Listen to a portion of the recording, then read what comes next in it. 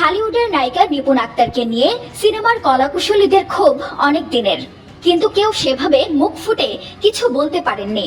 কারণ তার সঙ্গে বিশেষ সম্পর্ক আছে আওয়ামী লীগের প্রভাবশালী নেতা শেখ সেলিমের। শেখ সেলিম নিপুণের সম্পর্কটা মিডিয়ায় সবার কাছে ছিল ওপেন সিক্রেট। বলা হতো নিপুণ ছিলেন শেখ সেলিমের রক্ষিতা। শেখ সেলিমকে ব্যবহার করেই কোটি কোটি টাকার মালিক হয়েছেন এই ফ্লপ নায়িকা। আওয়ামী লীগ সরকারের পতনের পর শেখ সেলিমের সাথে নিপুণের অবৈধ সম্পর্ক নিয়ে তুমুল আলোচনা হচ্ছে। অনেকে নিপুণের বিরুদ্ধে ব্যবস্থা নেওয়ার দাবিও তুলেছেন।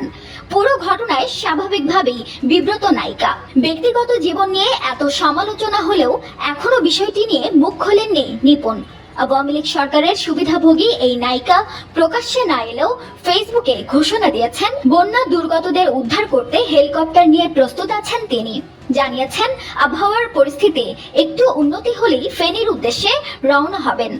বন্যা দুর্গতদের পাশে দাঁড়ানোর তার এই ঘোষণা যে মহৎ তা বলার অপেক্ষা রাখে না।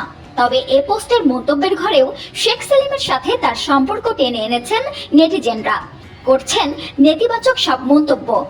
একজন লিখেছেন, আপনি যে ঘোষণাটা দিলেন তা হলো প্রবাসী হেলিকপ্টার ভাইদের। এখন বিদেশে বসে সেলিম কাকুর টাকাগুলো ভেঙে খাচ্ছেন, পারলে ব্যক্তিগত ক্যাশ থেকে কিছু খরচ করুন।